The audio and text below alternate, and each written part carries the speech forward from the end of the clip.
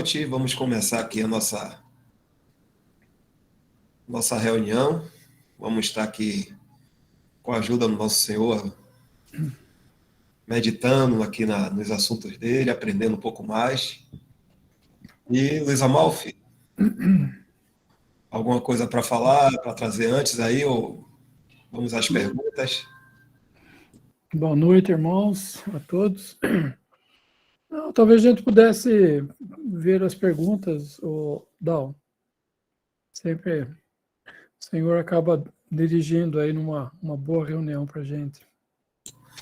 Amém, certeza. Provamos isso sempre, né? É verdade. É. Aqui, eu vou começar aqui. Rita de Cássia, ela diz assim: se o irmão puder falar sobre provérbio, eu não tinha visto aqui, mas provérbio 5, capítulo 5. Capítulo 5. Isso mesmo, Rita? Alguma coisa específica no capítulo 5 ou não?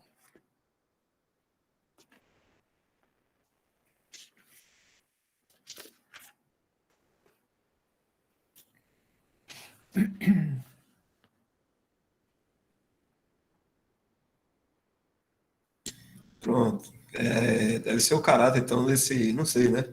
Aham. O capítulo 5 aí, ela disse que é isso, é o capítulo 5.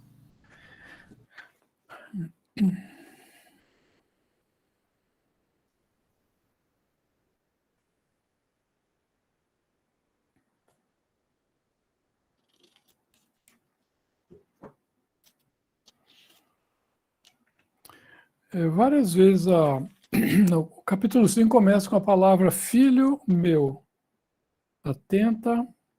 Atende a minha sabedoria, né? E várias vezes, né, até o 7, várias vezes aparece essa palavra, filho meu, né, desde o 2. Capítulo 2 já começa assim, né, filho meu, se aceitares as minhas palavras. No 3:1, filho meu.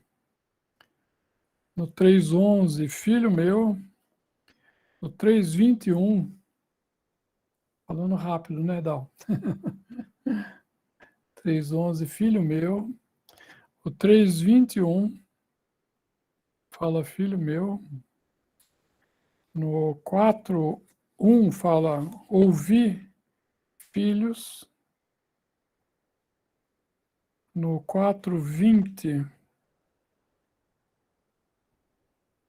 fala filho meu.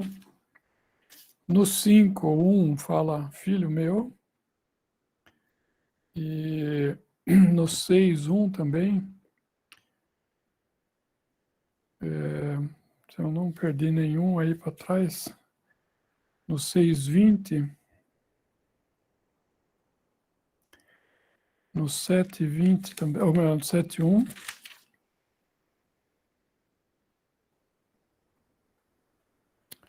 No 24, 7:24. E a partir do 8, desde o 8:1, não fala mais filho meu. Então isso aqui é desde o 2, né? Do 2 até o 7, na verdade, é o filho sendo educado nas coisas do Senhor pelos pais, né? Pelo pai e pela mãe. Então, vários conselhos, né? Os pais dão para o filho, e no versículo 8, no capítulo 8 para frente, o filho sai de casa. Ele sai de casa e ele está na rua, né? Não clama porventura sabedoria e inteligência não dá sua voz? No cume das alturas, junto ao caminho, nas encruzilhadas da vereda, se coloca, da banda das portas da cidade, a entrada da cidade, a entrada das portas está clamando. A vós, ó homens, clamo, e a minha voz se dirige aos filhos dos homens. Então, muitas vezes, nós não tivemos o privilégio, né, de nascermos num lar cristão, onde o nosso pai, a nossa mãe, né, às vezes os familiares, né, os avós, enfim, tios, nos falaram a palavra do Senhor. Mesmo assim, no capítulo 8, nós encontramos, né, a sabedoria de Deus falando na rua, nas encruzilhadas, na entrada da cidade, nas portas da cidade, né, versículo 3, e o Senhor mesmo falando, né, no 4, a vós, ó homens, clamo, e a minha voz se dirige aos filhos dos homens. Entendei, ó simples, a prudência, e vós loucos, entendei de coração. Porque proferirei coisas excelentes, e os meus lábios se abrirão para a equidade. Então, isso fala que há sabedoria de Deus, né, nas coisas que são criadas. E muitas vezes nós podemos, né, ouvir Deus falando, né, por intermédio da criação. Mas com certeza é uma bênção muito grande, né, para os filhos que podem, que nasceram, né, no lar cristão e puderam ouvir seus pais ensinando-os sabedoria, né. Então é bem isso, né. O livro de Provérbios o Bruce Anstey escreveu um comentário sobre o livro de Provérbios, né. E o resumo do livro, o que ele coloca, inclusive, é que é a sabedoria de Deus para a nossa senda, o nosso caminho aqui na Terra. Então, ele traz sabedoria de Deus. O livro de Provérbios não traz salvação. Nós não vemos, o Michel colocou aqui, obrigado, Michel, o link para quem quiser ver esse livro, pode ler no blog ou pode baixar também o e-book e ler no computador ou no celular, tablet também. Mas o livro de Provérbios é a sabedoria de Deus para o homem viver aqui na Terra. Ele não traz salvação.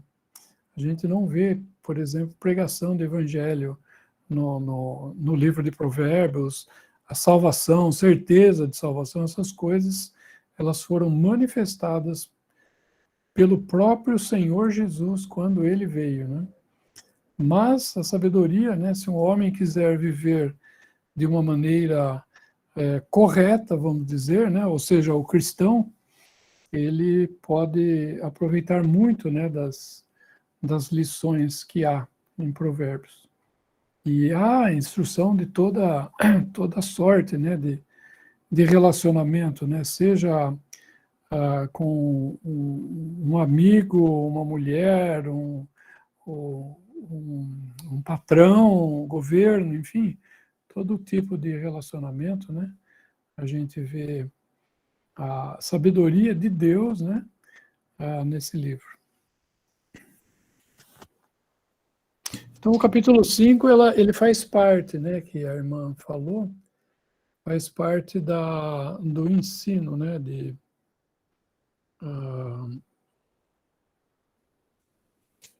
como a gente deve se comportar, né.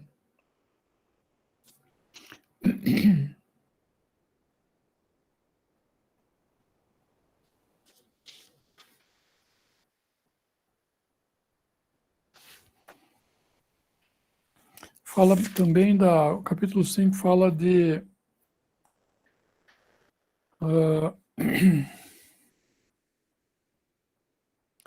os lábios da mulher estranha, né, destilam favos de mel.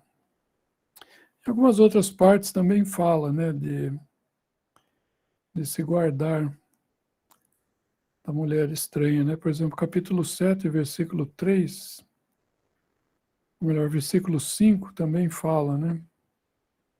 Para te guardardes da mulher alheia, da estranha, que lisonjeia com as suas palavras.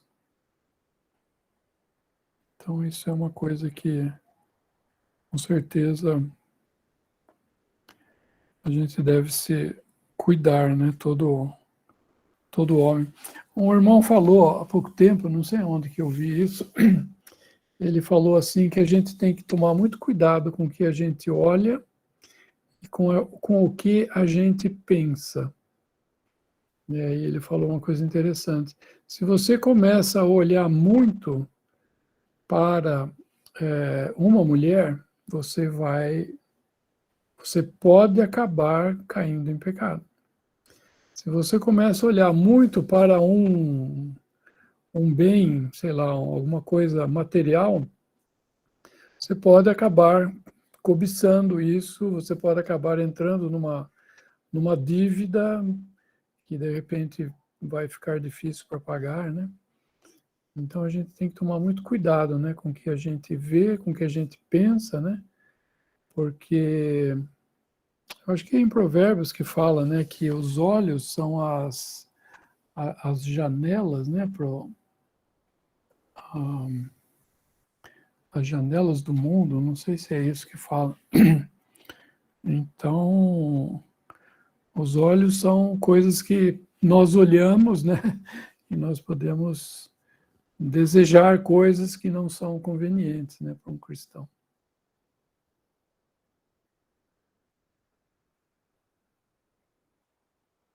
É isso, Dal? Opa, pronto. Gostei muito do que foi falado aí, que esse fixar os nossos olhos em uma coisa, né? E esse versículo que o irmão falou, algum irmão conseguiu achar aí? Eu até coloquei aqui para os olhos, né? Os olhos são a candeia, ou são as janelas, né? Puxa, tentando... Tem em Mateus 6:22, irmão. Será que tem isso aí também? Tem a ver? Acho que tem um salmo também, o 141, 8 parece. Deixa eu dar uma olhadinha aqui. Salmo o quê? Salmo 41. 41. 41. Versículo tem?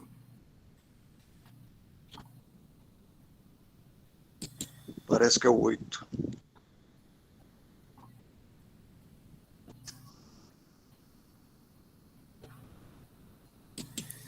Esse aqui.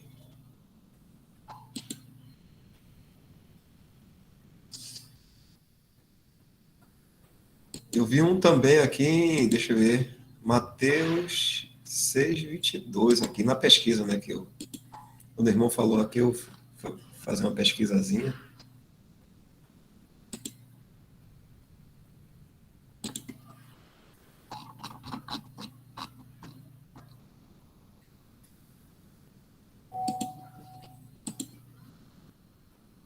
Esse aqui também, Luiz?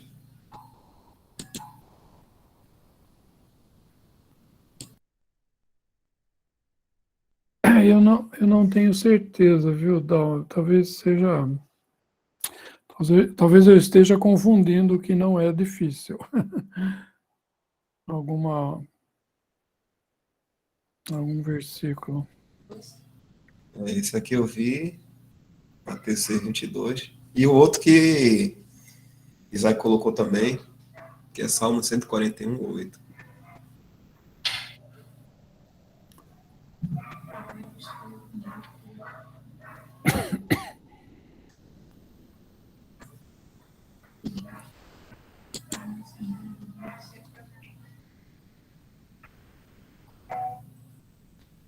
Mas eu devo estar errado, com certeza.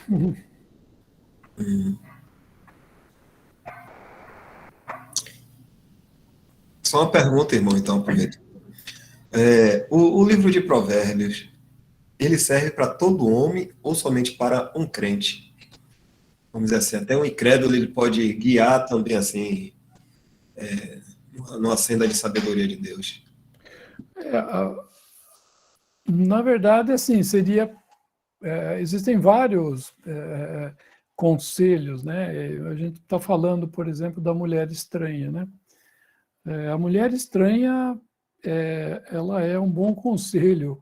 Um homem, crente ou não se envolver com ela, né? Não é só o crente, né? O crente, principalmente por causa do Senhor, por causa da consciência, por causa de uma série de coisas, né?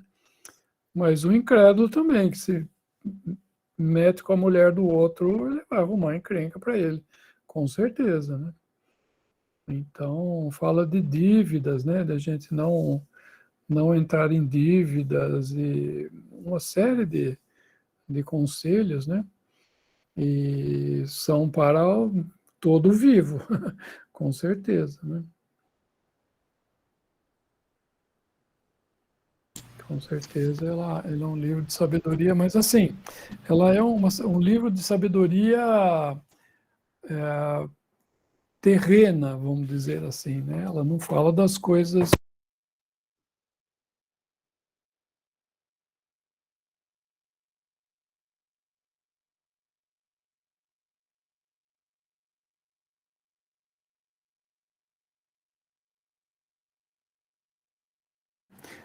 Tudo que é dito no livro, né, falam de coisas aqui da Terra, né?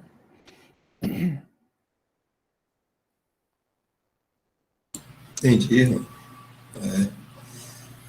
Não sei se mais algum irmão aí gostaria de, quem sabe nesse contexto aí de provérbio, perguntar mais alguma coisa. Então eu vou levantar minha mãozinha aqui. Ó.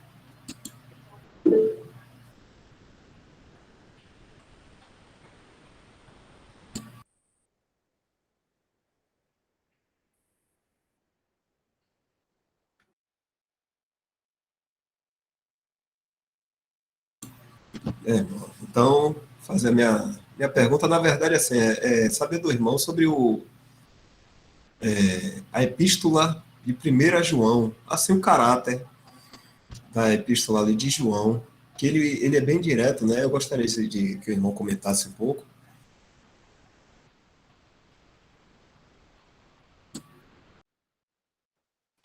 Existe um caráter da epístola de João que ela é diferente, né, de todas, ou melhor, diferente das epístolas de Paulo, né?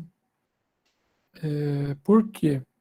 Porque as epístolas de Paulo sempre ele fala da doutrina, né, ele explica a doutrina e depois ele fala do andar. Então a pessoa aprende, né, intelectualmente a coisa, vamos chamar de aprende na cabeça e depois ele pega esse conhecimento, né, e ele aplica esse conhecimento na vida. Né? Cristianismo é isso, né? Cristianismo não é teoria. Cristianismo é uma vida. Então, o cristianismo, o que é? Nós pegarmos aquilo que temos aprendido, né? A luz que o Senhor tem dado a cada um de nós e andarmos na luz que o Senhor me dá. Isso é cristianismo, né? Então, me separar do mal e me apegar ao bem.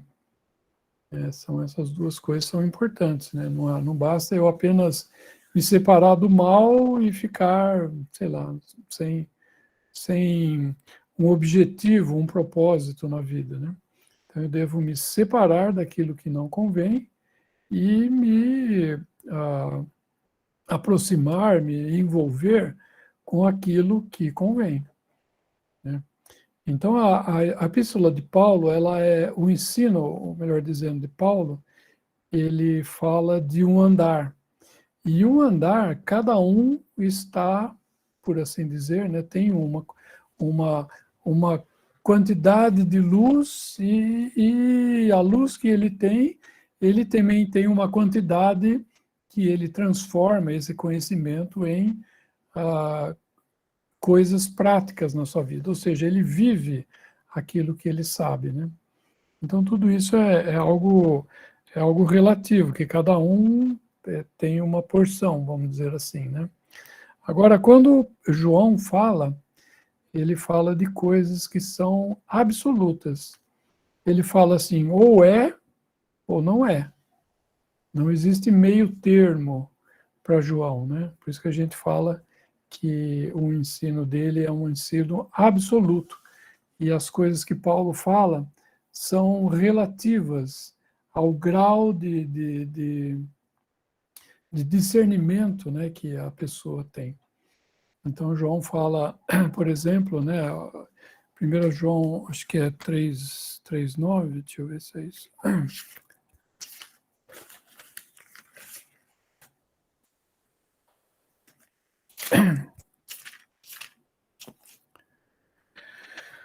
Uh, 3:9. 3:6. Aquele que permanece nele não peca. Eu peco. Então quer dizer que eu não permaneço nele, né? Então aí está a diferença, né, do ensino de Paulo para o ensino de João. O João fala assim: quem permanece nele não peca. Ele é absoluto, ele não contempla alguém pecando, né? Você na carta de João não peca. E fala assim, e se alguém pecar, que é 1 João 2, né? Põe lá, por favor, Michel. 1 João capítulo 2, acho que é versículo... Capítulo 2, acho que é versículo 2. Não, é versículo 1. Versículo 1 mesmo. Na 1 João 2, 1. Capítulo 2, versículo 1. Ele fala assim, se alguém pecar, por que ele fala se? Ele fala se porque o normal é não pecar. Né? Não, o João não contempla um cristão pecando. Né? Ele fala assim, aquele que permanece nele não peca. Agora, se alguém pecar, né, temos um advogado. Então, essa é a diferença, né, e isso aí também vale para todo o ministério de João, né, as 3 cartas e o Evangelho também, né. O Evangelho de João, ele é também absoluto, né, naquilo que ele fala.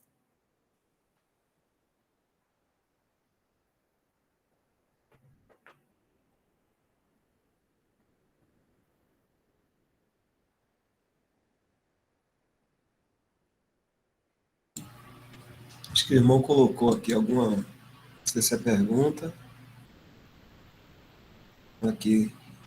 O irmão poderia até comentar então, né? Acho que é o irmão Márcio. Ele pediu aqui para comentar o versículo. Vou colocar aqui. 1 João, capítulo 5, o versículo 16.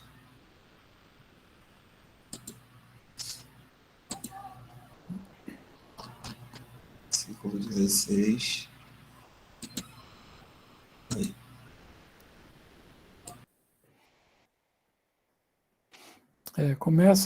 Começa com o se também, né? Se alguém vir pecar seu irmão, pecado que não é para a morte, orará.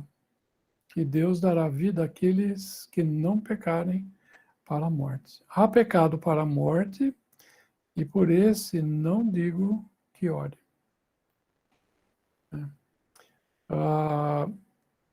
Pecado para a morte é algo que apenas o Senhor sabe quais são. Né? Não existe uma relação, né? Olha, quem pecar por isso, quem fizer isso, morre. Quem fizer aquilo, não morre. Né? Por exemplo, eu faço uma pergunta. Mentira é pecado para a morte? Estou perguntando para você, Michel. Mentira é pecado para a morte?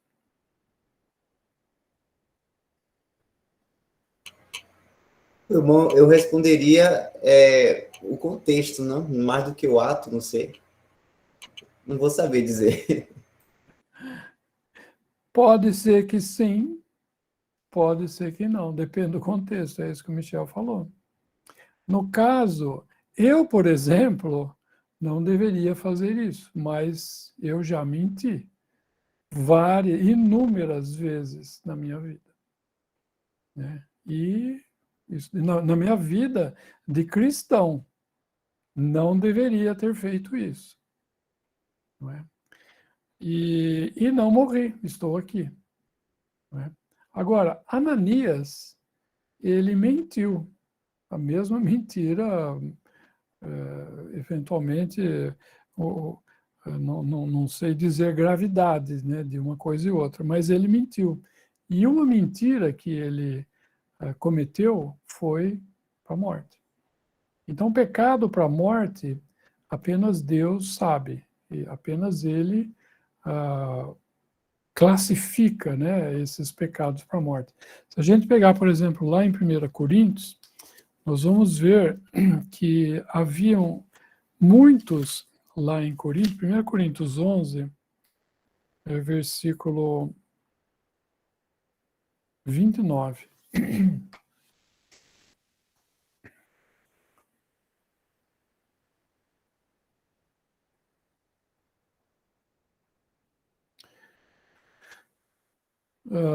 28. Examine-se, pois, o homem a si mesmo, e assim coma deste pão, e beba deste cálice. Porque o que come e bebe indignamente, come e bebe para a sua própria condenação, não discernindo o corpo do Senhor. Por causa disto, há entre vós muitos fracos e doentes, e muitos que dormem. Porque se nós nos julgássemos a nós mesmos, não seríamos julgados.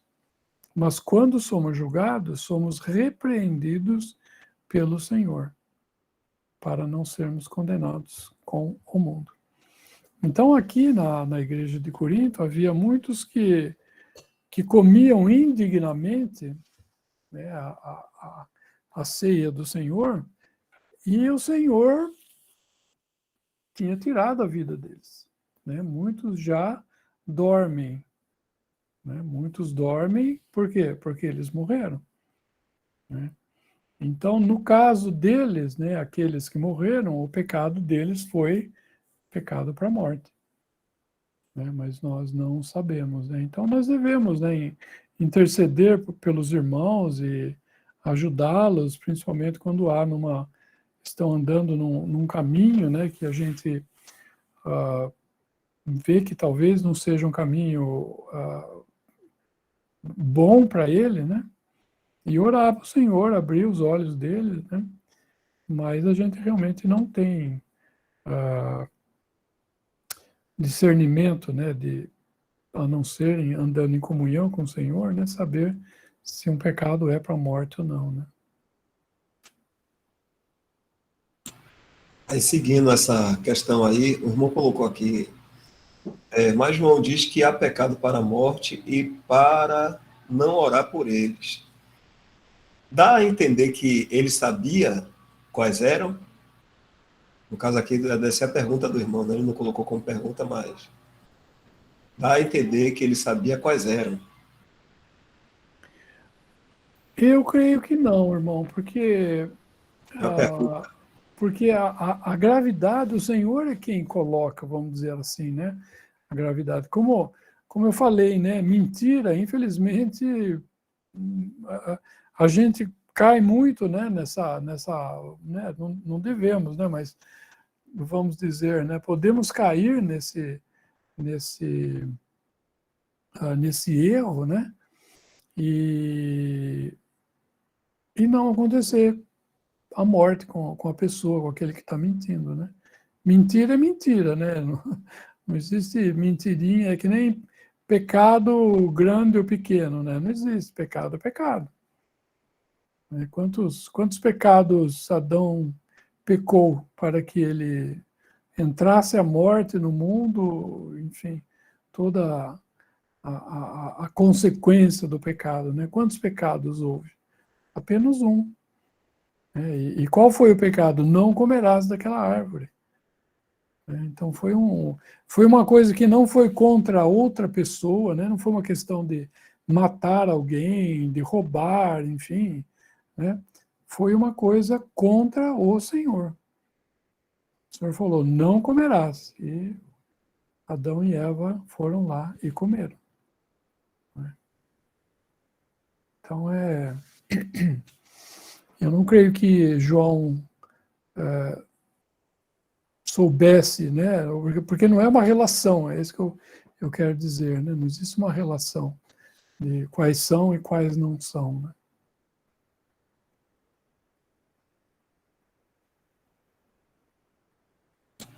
Só continuando aí, irmãos. Aquele caso de Pedro ali com Ananias e Safira ali, Pedro teve uma revelação do próprio Espírito Santo ali naquele. Ah, com certeza. Atos 4, né? Não, acho que é 5.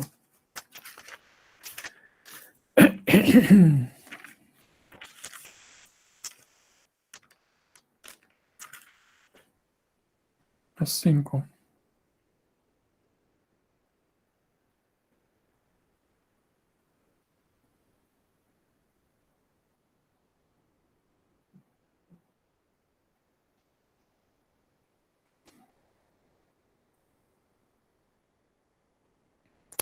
E no versículo 3, né? Atos 4, ou melhor, 5, 5:3. 5:2, aí para contexto. E reteve parte do preço, sabendo-o também sua mulher, e levando uma parte, a depositou aos pés dos apóstolos. Disse Pedro a Ananias, por que encheu Satanás o teu coração para que mentisse ao Espírito Santo e retivesse parte do preço da herdade? Como que Pedro sabia disso? Como que Pedro ficou sabendo que não era, que ele não tinha vendido por aquilo que ele entregou, mas vendeu por mais? Foi uma revelação direta, né, com certeza, do Espírito Santo. E foi o que ele falou no final ali, né, no final do 4, não mentiste aos homens, mas a Deus. E Ananias, ouvindo estas palavras, caiu e expirou. Né? Então, e também não foi Pedro, né, que tirou a vida, né, de Ananias, foi o próprio Senhor, né?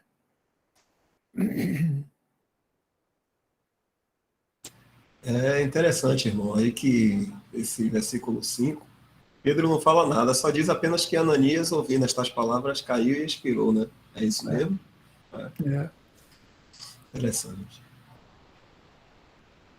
Quanto à revelação da mentira de Ananias, né? De reter o valor, Pedro expressou isso, mas quanto à questão da morte dele, eu não sei, não sei a questão da esposa dele, né? Interessante a esposa, um pouquinho mais abaixo, acho que é o 8, né? 7. E passando um espaço de quase 3 horas, entrou também sua mulher, não sabendo o que havia acontecido. E disse-lhe Pedro, dize-me, vendeste, portanto, aquela herdade? E ela disse, sim, portanto. Então Pedro lhe disse, por que é que entre vós vos concertastes para tentar o Espírito do Senhor? aí à porta os pés dos que sepultaram o teu marido, também te levarão a ti. Então aqui Pedro, o Senhor também deve ter dito para ele que ela também morreria pela mesma coisa, né? Eles tinham se consertado e a sentença ia ser igual para os dois, né? Ele discerniu isso e falou que aí então, as pessoas aí que levaram seu marido vão levar você também. Versículo 10. Logo caiu aos seus pés e expirou. Né?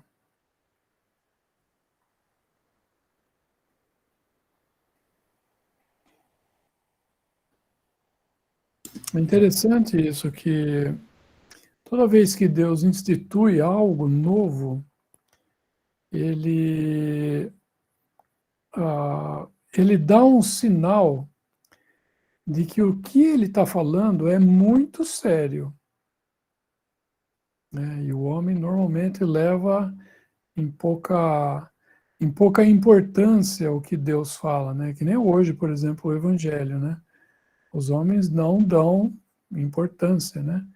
Para o juízo que está vindo, né? O valor da obra de Cristo, o custo que Deus pagou, né? Para salvar o homem. Por exemplo, os irmãos lembram de quando foi instituído o sacerdócio, né, nos filhos de Levi.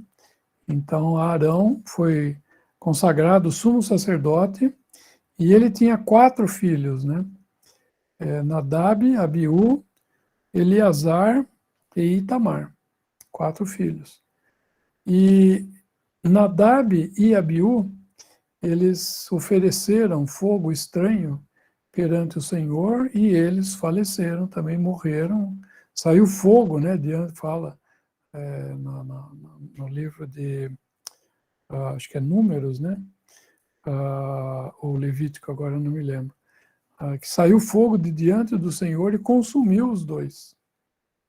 Né?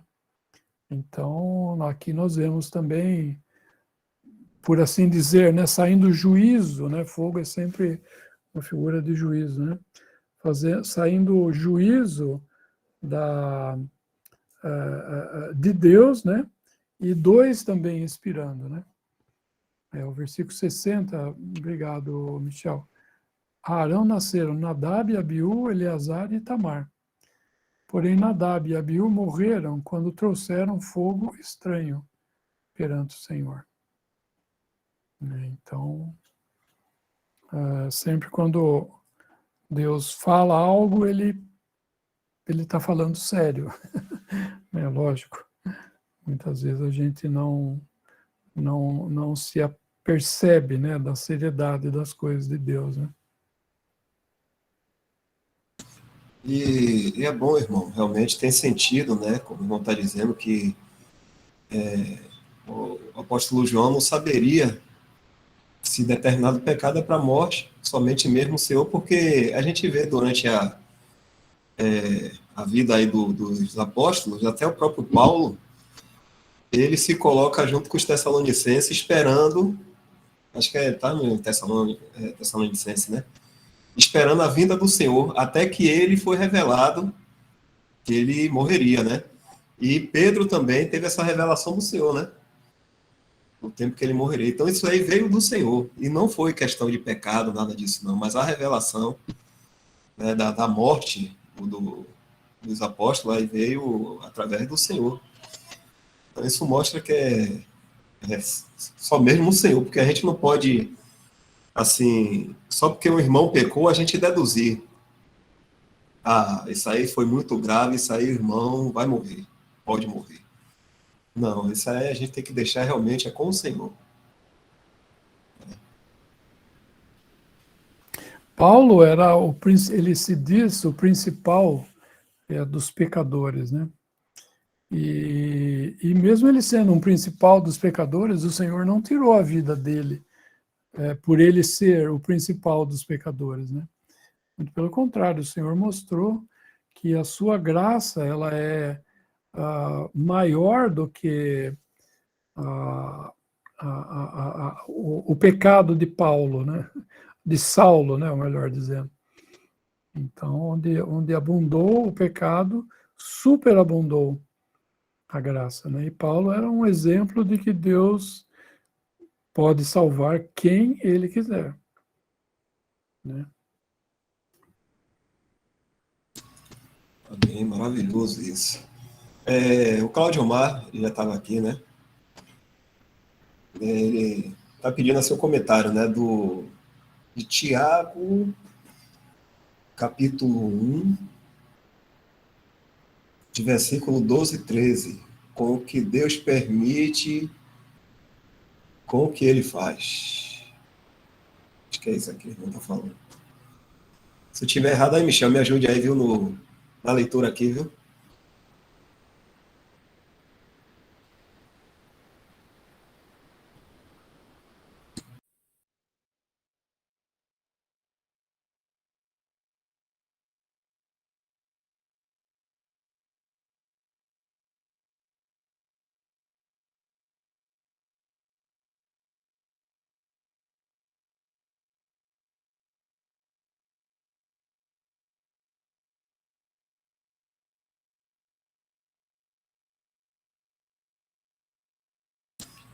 Tá. Irmão, se você estiver falando, tá desligado, viu?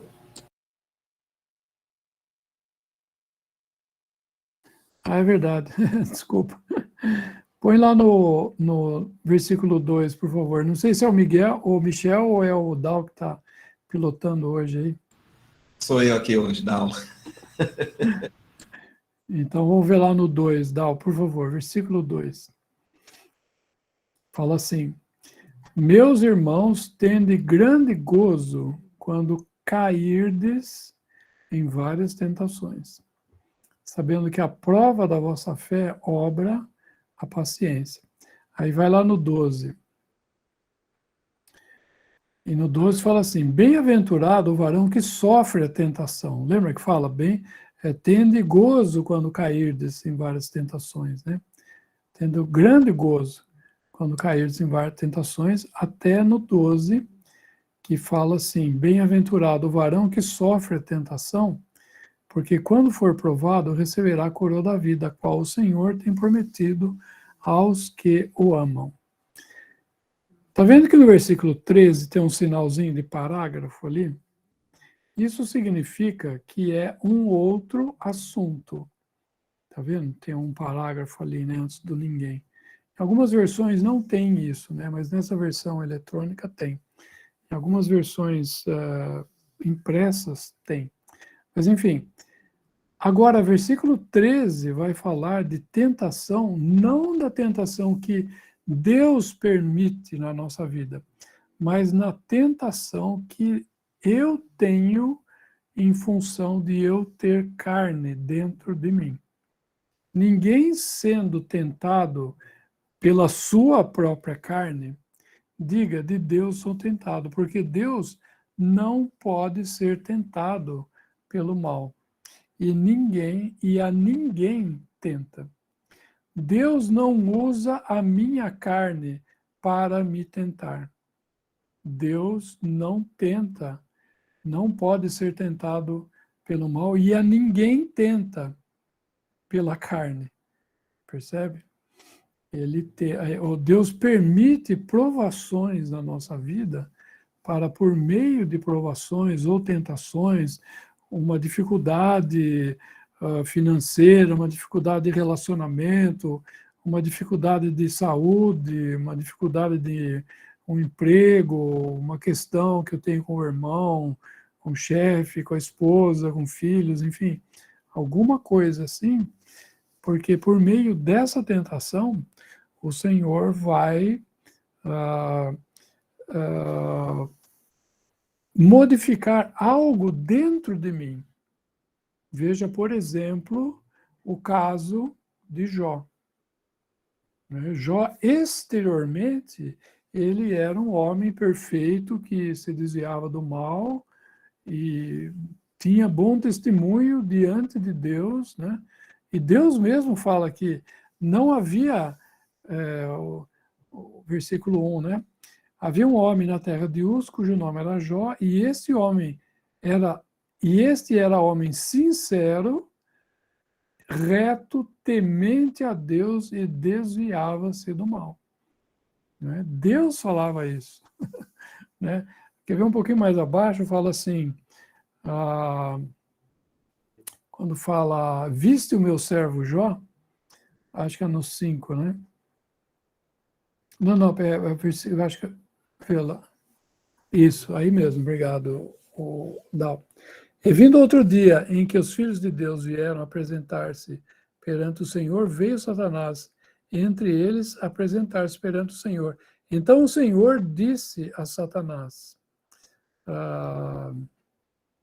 versículo 3, e diz o Senhor a Satanás, observaste o meu servo Jó? Porque ninguém há na terra semelhante a ele, homem sincero, reto, temente a Deus, desviando-se do mal e que ainda retém a sua sinceridade, havendo-me tu incitado contra ele para o consumir sem causa. Isso depois da provação que ele teve, né, de perder os filhos, como chama, todos os bens que ele tinha, os servos dele, enfim, né? Então, Jó escolheu cair nisso? Não. Não é? Ele não, isso foi algo que Deus permitiu porque Deus queria tratar com eles. Então, voltando lá para Tiago, há coisas na nossa vida que Deus permite, muitas vezes, uma tentação, um exercício, né, da nossa alma, porque Deus quer falar conosco. Isso é algo externo. Quando cairdes em tentação, né? Agora, no versículo 13, está falando de tentação interna por causa da carne, da velha natureza que habita em cada um dos vivos, né? E dos crentes também. Nós nos convertemos, graças ao Senhor, mas a carne, a velha natureza ainda está aqui dentro. E eu preciso julgá-la e colocá-la no lugar de morte, para que ela não se manifeste. Porque se ela se manifestar, é o versículo 14, cada um é tentado e atraído e engodado e enganado, né, pela sua própria concupiscência. E depois, havendo a concupiscência concebido, dá à luz o pecado. E o pecado sendo consumado gera a morte. Né? Então, o pecado começa aqui, na cabeça. Né? Pelos olhos, as coisas que a gente vê, as coisas que a gente escuta, não é? E aí isso entra na nossa cabeça, e se não houver julgamento, começam os maus pensamentos. Né? E os maus pensamentos levam a maus planos. E a execução de um mau plano leva ao pecado. É a concupiscência havendo concebido, né? Ou seja, ela produz aquilo que ela planejou produzir, né? E aí é pecado, né? E o pecado gera a morte, né? No sentido que todo aquele que pecar morrerá. Né? Então nós estávamos condenados, né? Ou aliás, nós estávamos sujeitos à condenação. Nós entraríamos em juízo e, com certeza, seríamos condenados, né? Mas, graças ao Senhor, Deus interveio, né, na nossa vida, nos deu vida. Por meio dessa vida, nós começamos a buscar as coisas de Deus, porque nós percebemos o pecado que havia em cada um de nós, até que nós conhecemos o Senhor Jesus como Salvador, o único que poderia tirar esse pecado, né, de nós.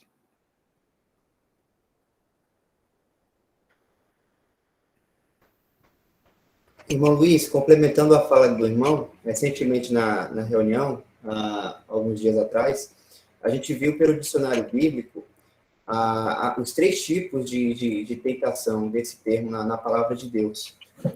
Então, para a gente recapitular rapidinho aqui, um tipo de tentação é o que é chamado também de provação. né? Quando Deus tenta uma pessoa, nos dá situações para que por meio dela a gente possa provar a nossa fé na prática. Mas quando Deus permite isso, ele não está incitando os seus a pecarem, que já é um outro tipo de tentação, que é justamente esse aí do que fala Tiago. Por isso que ele deixa bem claro que Deus não tenta ninguém nesse sentido. Mas Deus provou, por exemplo, a fé de Abraão, em Gênesis, né? Quando ele pediu para que ele sacrificasse seu único filho, Isaac. Então foi uma provação, foi um tipo de tentação, mas não nesse caráter. E o segundo tipo de tentação é quando uma pessoa ela tenta a Deus. No caso, o exemplo disso foi o povo no deserto, né, após saírem do Egito, ficarem duvidando de Deus e colocando ele à prova. Então é o inverso. No caso, aí é o termo tentação, mas é o homem querendo tentar a Deus, né, soltando blasfêmias, duvidando dele, por aí vai. E o último tipo é esse tipo de tentação, que é o termo que é mais conhecido para esse fim, que é a tentação para que uma pessoa faça o mal, pratique o mal. E aí tem a tentação do diabo, né? O diabo tentando as pessoas para esse fim, que no caso a gente vê o diabo tentando o Senhor Jesus aqui na terra, né? E o Senhor provou a sua santidade perante ele.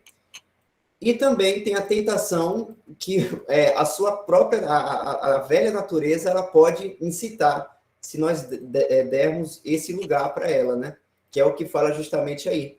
Quando você tem, cada um é tentado, atraído pela sua própria concupiscência. Então, são esses fatores aí e essas definições de tentação.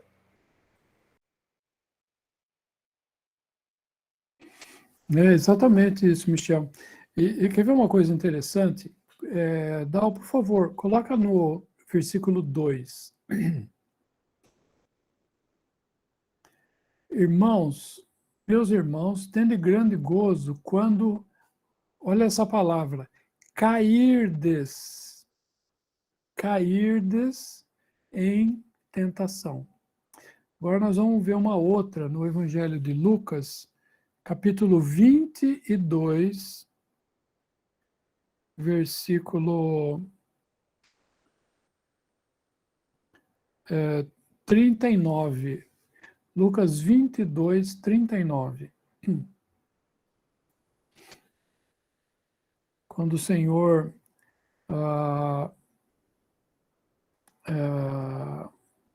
foi para o Monte das Oliveiras, né? E saindo foi, como costumava, para o Monte das Oliveiras, e também os seus discípulos o seguiram. E quando chegou àquele lugar, disse-lhes: orai para que não entreis em tentação. Lembra qual que era a outra palavra? Qual que era? Quem sabe? Provação? Cairdes. Cairdes, Isaac, muito bem. Ali em Tiago fala, tende grande gozo quando cairdes em várias tentações. E agora aqui em Lucas está falando entrares em tentação. Orai para que não entreis em tentação. Qual é a diferença? Orai para que não entreis em tentação. Cair em tentação é algo que a gente não quer que aconteça. Então, né, eu dou exemplo de a gente estar andando na rua e quem é que andando na rua quer cair na rua, no meio da calçada lá, se esparramar no chão? Vamos dizer, ninguém, né? Ninguém quer cair na rua. Mas é diferente de entrar, né? Uma coisa é cair em tentação e outra coisa é entrar em tentação. Entrar em tentação depende da minha vontade, né? Então, eu estou andando na rua, eu olho uma loja e falo, eu não vou entrar nessa loja. Eu vou na outra loja e eu vejo algo lá que me interessou e falo assim, eu vou entrar nessa loja. E entro. Né? Então, cair ninguém quer, mas entrar depende da minha vontade. Então, entrar em tentação depende se eu vou julgar a minha carne ou não. Tiago, capítulo 1, versículos 13 para frente. Ali é entrar em tentação. E Tiago 2 a 12 é cair em tentação. Então, é como a gente costuma falar assim, eu estava andando e caiu algo no meu colo. Deus mandou algo para mim, uma doença, uma provação. Eu não quis entrar nisso. Eu não quis entrar num problema de saúde, eu não quis entrar num problema financeiro, de relacionamento, uma tentação. Eu não quis isso. Isso caiu para mim. Né? Então, isso talvez ajude a gente ter esse discernimento, né, entre a tentação que Deus permite, né, na nossa vida. No caso de Jó, Jó não escolheu aquilo. Aquilo caiu na vida dele, né? E foi para a bênção, né? Essa tentação, a tentação de Deus, ela é para a bênção. Então, quando o Senhor permite algo na nossa vida, né, difícil, irmãos, fiquem contentes, porque há bênção no final, com certeza. Não é? Há bênção no final, e o Senhor está usando essa aprovação para nos preparar para algo, para tirar algo de nós que não está conveniente, né? Vai ser para a bênção, como foi no caso de Jó. Né? Então é essa diferença de cair e entrar.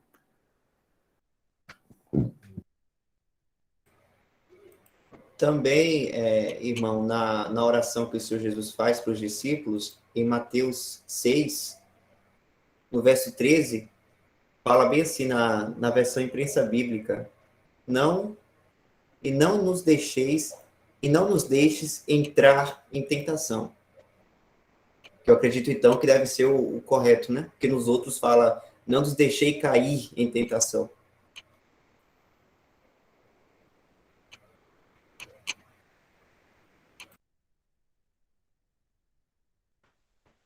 Por isso que, falando agora culturalmente, o termo cair em tentação, para muita gente dá um entendimento de que a pessoa falhou, né? O que fez caiu, foi pego na tentação, né? No sentido de fazer algo errado.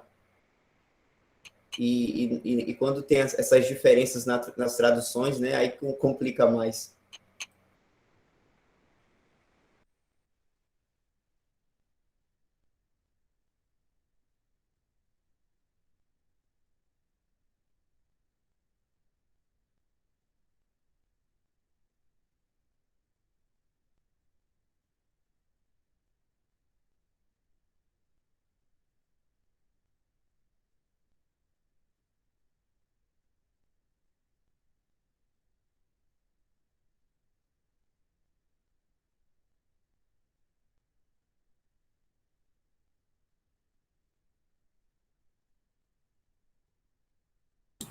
E isso é bom a gente saber, irmão, e ter fixo em nossa mente, porque qualquer probleminha que vem em nossa vida, a tendência nossa é a gente se desesperar logo, é ficar inquieto logo, né? E não lembrar que Deus está nessas circunstâncias aí, está agindo para o nosso bem, né? Até conversando com uma pessoa, e essa pessoa estava falando assim: eu sofro muito, eu já estou cansada, e já falei muito com Deus que eu quero acabar com esse meu cansaço, eu não quero mais isso, eu não quero isso, não quero aquilo, eu não quero. E não adiantou muito assim eu falar com a pessoa que Deus pode permitir isso na nossa vida para o nosso bem, eles que pertencem a Ele. Deus pode fazer isso, mas a gente pode fechar a nossa mente, né, o nosso coração, e pensar que não, o correto é a minha vontade. Tem que ser o que eu quero. É como o irmão falou. A gente não quer enfermidade. A gente não quer problemas financeiros, a gente não quer acidente, nada disso. Mas não é do jeito que a gente quer. Né? Deus que sabe o melhor, né? E, sabe, às vezes a gente está com a mente tão fechada que não adianta a gente falar. Ao mesmo tempo que a gente diz que Deus é bom, mas parece que a gente pensa assim, não, eu sou melhor ainda do que Deus, porque a minha vontade é a correta. Então, é estranho, né, quando se fala isso para alguém, se uma pessoa realmente ela não permitir, né, ser instruída por Deus nisso aí, e assim adquirir confiança em Deus em todo andar, em toda circunstância que acontecer aqui nesse mundo. Fica realmente complicado uma pessoa conseguir entender isso aí, que uma provação na vida dela, uma doença, qualquer coisa assim, externo, né, como o irmão falou aí, não é interno, né, foi até muito importante o irmão falar isso, né, que Deus não tenta ninguém internamente, né, a natureza faz, a velha natureza faz isso, mas externamente Deus prova as pessoas para o bem, para a bênção. Deus é bom mesmo, então a gente tem que tomar isso literalmente, né? E é difícil, né, quando a gente não está firmado assim na verdade, não abre o coração para que Deus nos instrua, né, nisso aí. E todos nós estamos sujeitos, né? Eu pergunto aqui, gente, quem de nós é melhor do que Jó? Com certeza eu não sou. Não é? E Deus viu em Jó algo que estava dentro dele, que ninguém via, que Deus falou assim, eu preciso tratar isso em Jó. Não é? Então, irmãos, com certeza Deus olha para mim e fala assim, eu tenho muita coisa para fazer nesse Luiz aí. Não é? Com certeza, Deus tem muita coisa para fazer. Entende? E como é que Deus vai fazer as coisas que Ele quer fazer? Né? Como é que eu vou confiar em Deus? Como é que eu vou aprender confiança em Deus? Eu só aprendo confiança nele quando Ele me deixa sem recurso nenhum e eu preciso esperar nele. Né? Porque se eu tenho condição financeira de resolver o relacionamento, eu vou lá, converso com a pessoa, já resolve o assunto, ou qualquer coisa que seja. Se a resolução do problema está em mim, eu não preciso de Deus. Né? E muitas vezes Deus precisa nos deixar sem recursos para que nós aprendamos a depender dele, aprendamos a pedir para ele, né? Porque nós somos orgulhosos, né? Nós não, pode deixar que eu me viro, não precisa, não, deixa que eu me viro, deixa que eu faço, né? Por que deixa que eu faço? Para dizer que eu fiz sozinho, é só para dizer isso, né? E a gente tem que aprender a dizer, falar, Senhor, eu não consigo, eu não sei, me ajuda, me leva, me tira dessa... Aliás, o irmão falou uma coisa muito interessante, né? Quando a gente está numa provação, a gente não deve falar assim, Senhor, me tira dessa situação. Mas a gente deve falar assim, Senhor, o que eu devo tirar dessa situação? O que eu devo tirar para mim dessa situação, né? Porque toda aprovação, né, toda a tentação nesse sentido, né? Por exemplo, a gente vê Abraão, o Senhor falou para ele, vai lá agora, oferece o teu filho, o teu único filho a quem amas, Isaac, oferece-o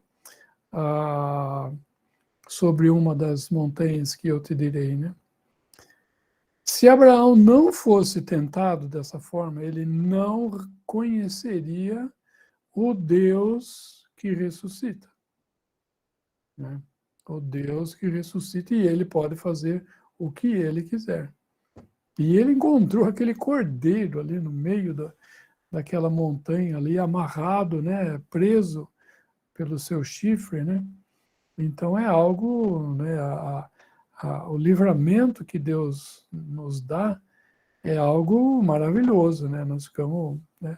Imagina a confiança de Deus, de Abraão em Deus depois que ele desceu o monte, né?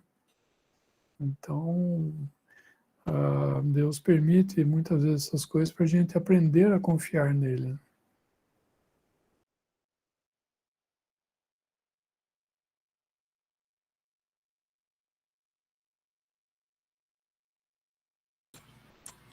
Pensando aqui, até no que você está falando, né, antes, que Deus em nós, internamente, ele não tenta, ele trata.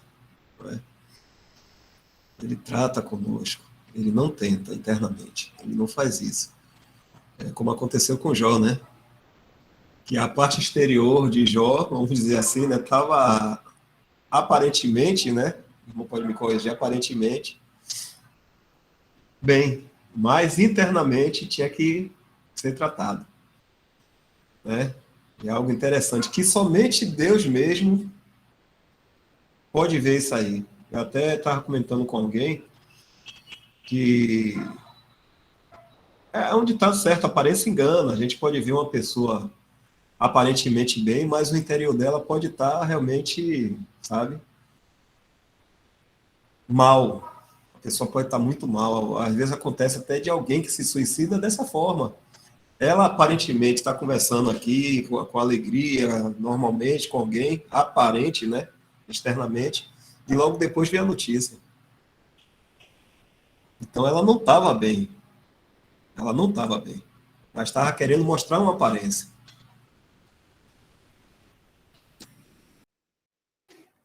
Abre, por favor, Dal, em Jó 42. Jó 42. Isso aqui é o.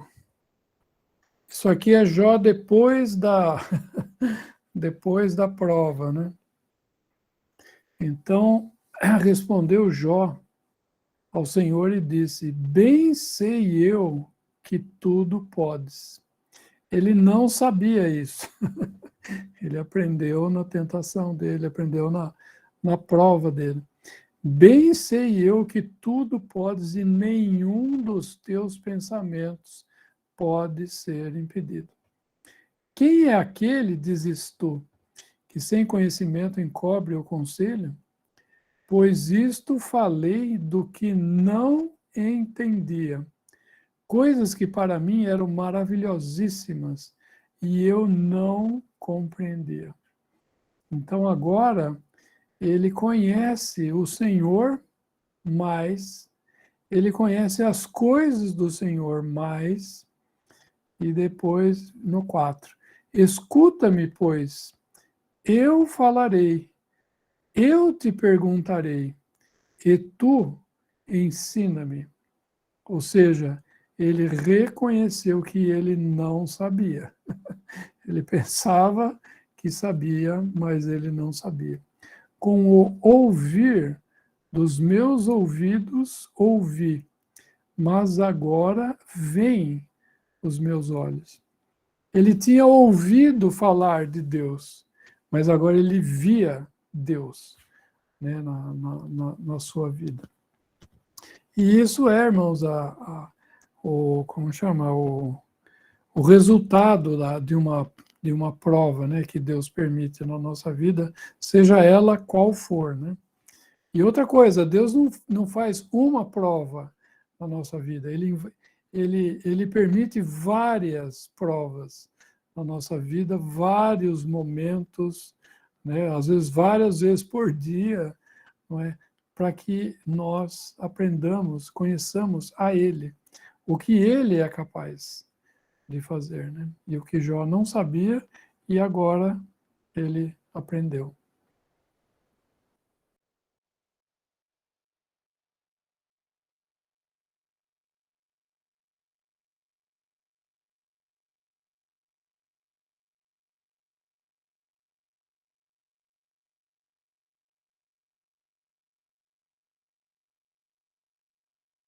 O Dal colocou aqui várias tentações, né?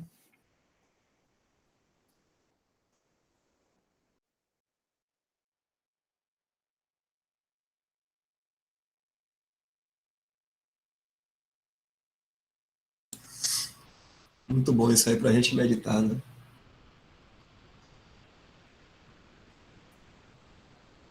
Tem um livro do Bruce, que a Verdades Vivas traduziu, que chama Provações. Como é que chama? Deixa eu ver o nome dele aqui. Propósito mesmo. Como é que é? Propósito? Propósito das provações, exatamente, irmão, obrigado. Propósito é o roxinho. Está mais lá para cima?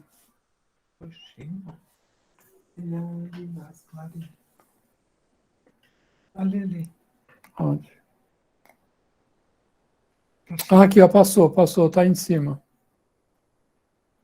Não, isso aqui é Pedro. Aqui, ó, do lado de Gálatas, isso aí mesmo, propósito das provações. Né? Então, esse livro é muito, muito, muito bom lê-lo. Depois que a gente lê, a gente fala assim, ai, que bom quando a gente é provado. Porque é tanta bênção, irmãos, né? A aprovação, porque é algo que Deus está permitindo na nossa vida. E se é Deus que está permitindo, com certeza vem de um Pai de amor. Então, por mais que a gente, né, a princípio, né, por falta de confiança, se desespere e tente se livrar e alguma coisa assim, né? Não, nós devemos pedir para o Senhor, né? O que que eu tenho que aprender, né, nessa aprovação? E com certeza nós seremos mais abençoados depois da aprovação do que antes dela.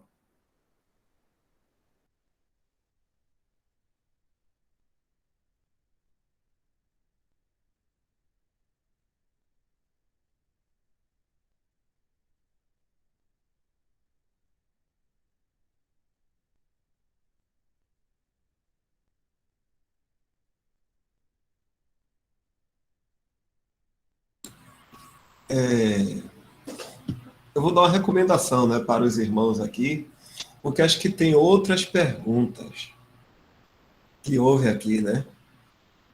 Como já são 9h40, é só assim, recomendar e também perguntar se o que é que os irmãos acham.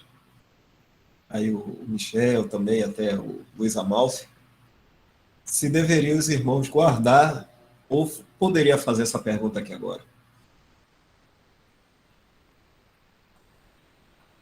Tem aqui a pergunta de Jorge Santos, para responder com um pouco mais de calma, talvez. E Ana Carolina,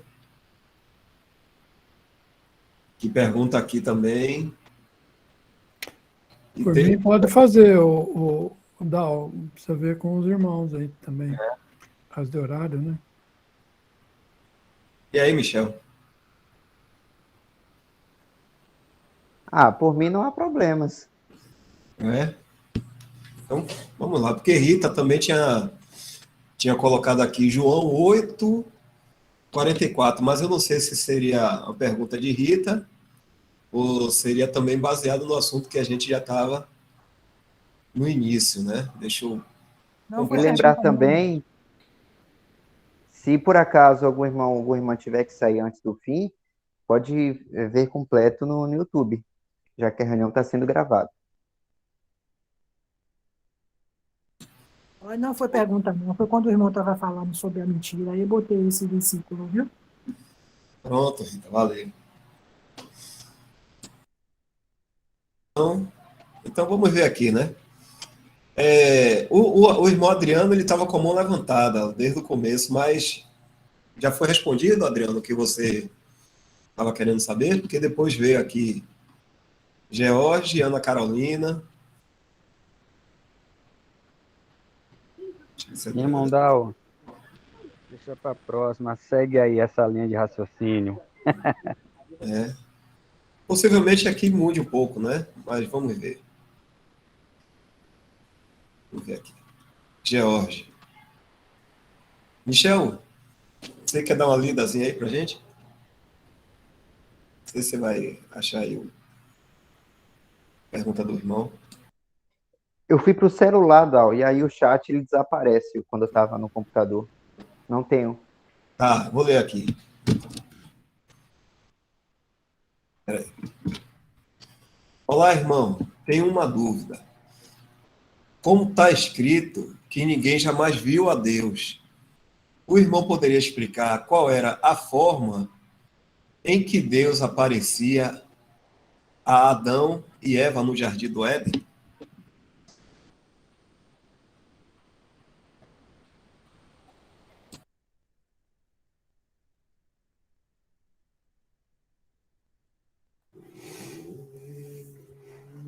Eu não sei como que Deus apareceu para Adão e Eva. Eu sei que Deus apareceu.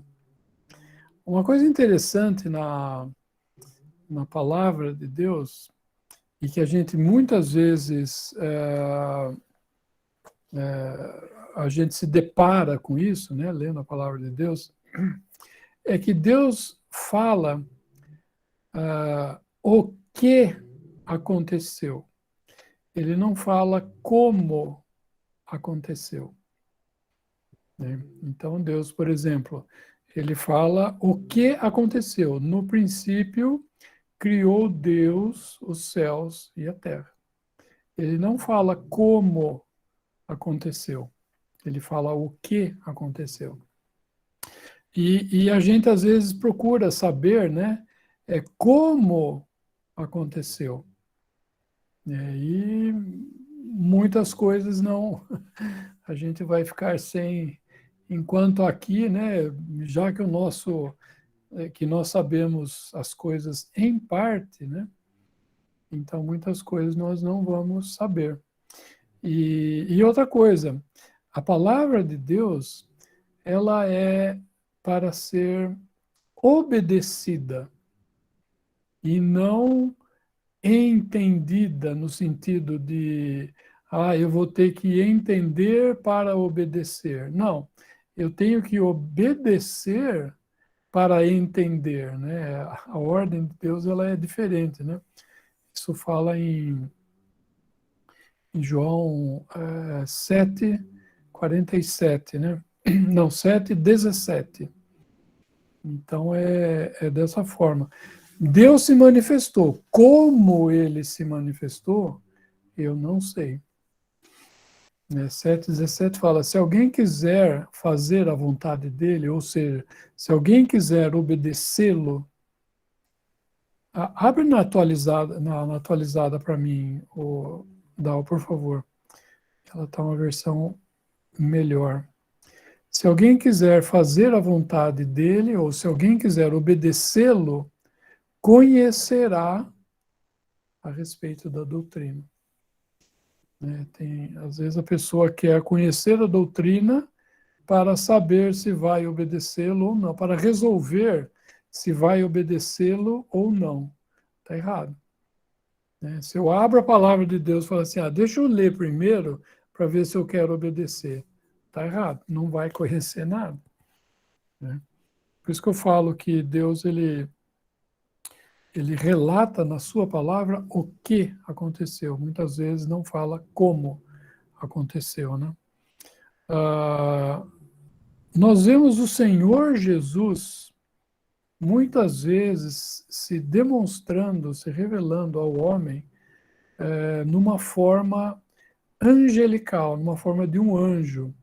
Quando fala o anjo do Senhor, e principalmente quando essa letra está em maiúsculo. Então era o Senhor numa forma angélica, né? Não sabemos qual era essa forma, né? Mas ele se manifestou aos homens, por exemplo, Abraão, né? A mãe de Sansão, diversas vezes fala, né? O anjo do Senhor, né? Até que Deus se manifesta, então, no Novo Testamento, ele se manifesta na pessoa do Filho. Hebreus 1 fala que o Senhor, no passado, havia se manifestado pelos profetas. Hebreu 1:1. Havendo Deus antigamente falado muitas vezes e de muitas maneiras aos pais pelos profetas. Então o profeta estava aqui, Deus falava por meio desse homem, falava por meio do profeta, através do profeta. Então ele inspirava o profeta falava, então era Deus falando pelo profeta. A nós falou-nos nesses últimos dias na pessoa do Filho. A nossa versão fala pelo Filho, a mesma palavra, pelos profetas, pelo Filho. Mas não é essa a tradução correta. A tradução correta é falou-nos na pessoa do Filho. Abre lá no Darby. O Darby fala assim, no próximo versículo. Vai para frente ali. Ah, tá bom, é no 2.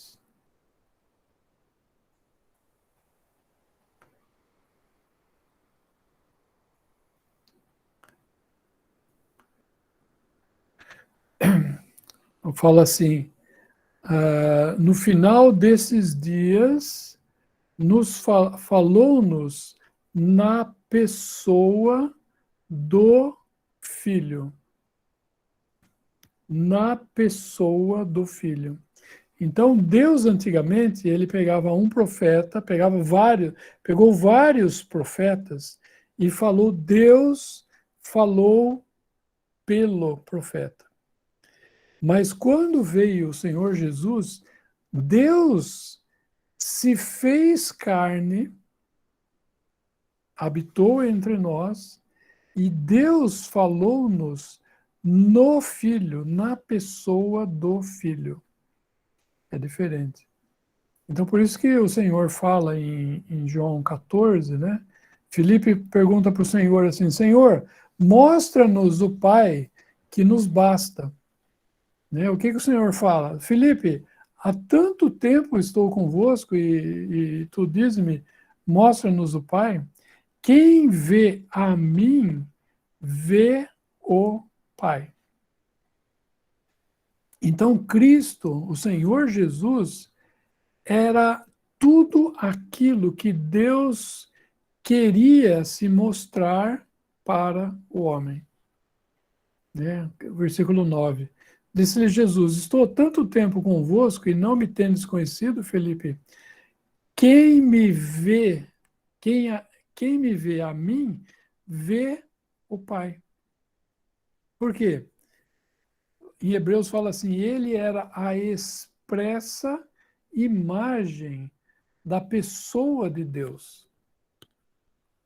Né? Então, isso aqui que você está me vendo aqui, né? Essa é a expressa imagem do Luiz Amalfi. Né? Eu sou a expressa imagem do Luiz Amalfi. E o Senhor Jesus era a expressa imagem de Deus. Né? Então, Deus, na eternidade, o Pai, o Filho e o Espírito Santo, né, tiveram o propósito e falaram, né, eu creio, não existe momento, né, na eternidade, porque na eternidade não há princípio nem fim, né? Mas um dia Deus ia ser manifestado. E ele, como que Deus seria manifestado? Dentre os três, dentre o Pai, o Filho e o Espírito Santo, Deus se manifestou no Filho. Se manifestou em Filho. Por isso que fala assim, um filho se nos deu, um menino nos nasceu, né? Isaías 9:6. Um menino nos nasceu, porque Cristo nasceu neste mundo, ou um menino, e um filho se nos deu. Então, o Filho eterno, que era o Senhor Jesus, né? Que era, é, será, o Filho eterno se manifestou. Deus, Pai, Filho e Espírito Santo se manifestou no Filho. Né? Então, ele, no Novo Testamento, né, Deus se expressa na pessoa do Senhor Jesus. Ele é a expressa imagem, né, da pessoa de Deus, né?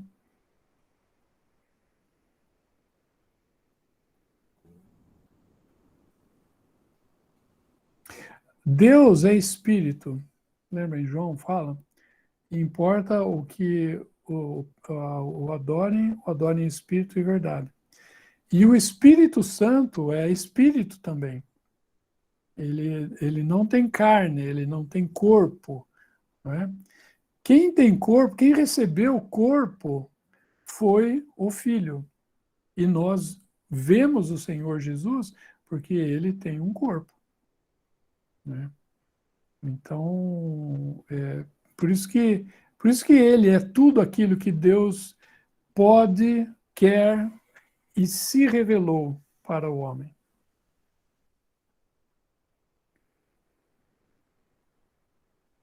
Às vezes a pessoa fala, então quer dizer que eu não vou ver Deus? Vai, sim, é o Filho. O Pai, o Filho e o Espírito Santo decidiram se revelar ao homem na pessoa do Filho. Ele é a expressa imagem da pessoa de Deus.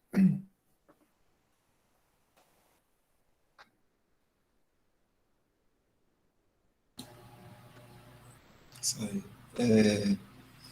Ana Carolina, ela pergunta aqui, irmãos, minha dúvida é qual a diferença entre graça e misericórdia?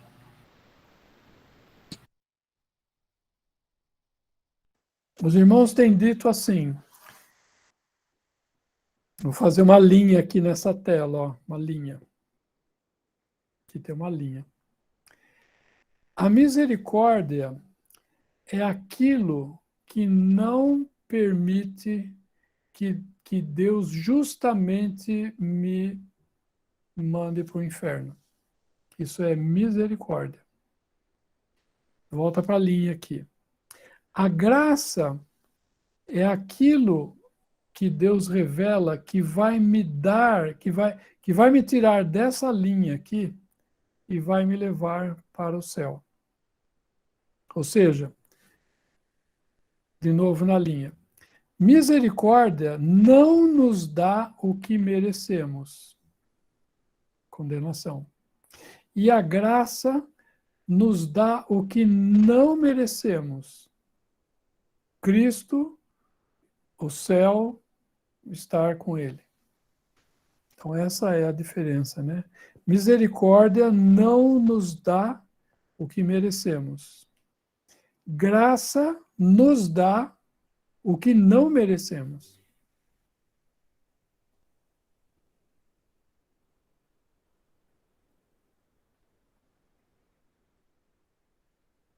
Acho que tem um versículo lá em Lamentações 3, que falam que as misericórdias de Deus são a razão de não sermos consumidos, não é isso? Vamos ver aqui. Lamentações de Jeremias.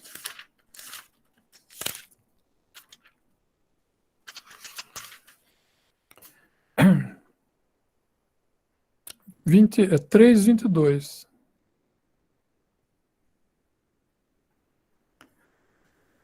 Três, 22.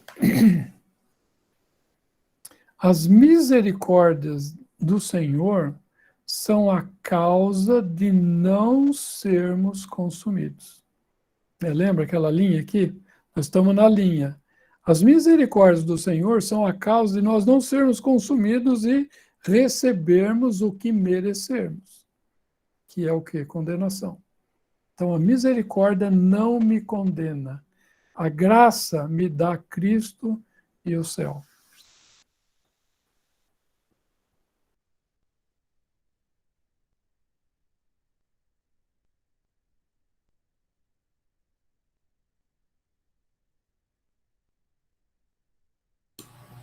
Aliás, eu falei Cristo e o céu, né? Está errado. A graça me dá Cristo. Aonde está Cristo é o céu. Não é? Os irmãos falam assim, que o céu, se o Senhor não estiver lá, o céu não é céu. O céu só é céu porque o Senhor está lá.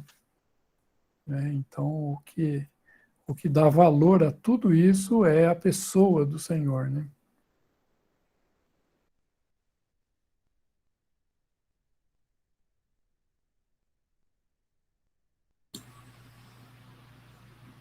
Zé Newton.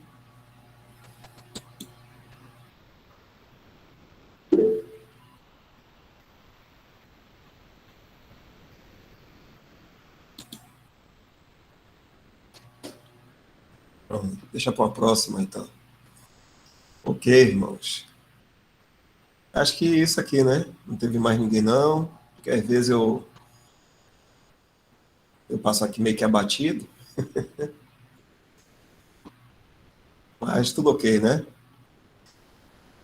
Então, chegou o nosso horário. São 9h58. Tá aí as respostas dadas. Graças ao Senhor, né? Que está nos abrindo entendimento, está abrindo a boca também, né? O nosso ouvido. Tudo vem do Senhor. Irmão Luiz, você poderia agradecer, Luiz, para a gente encerrar, então? Vamos sim. Nosso bendito Deus e Pai,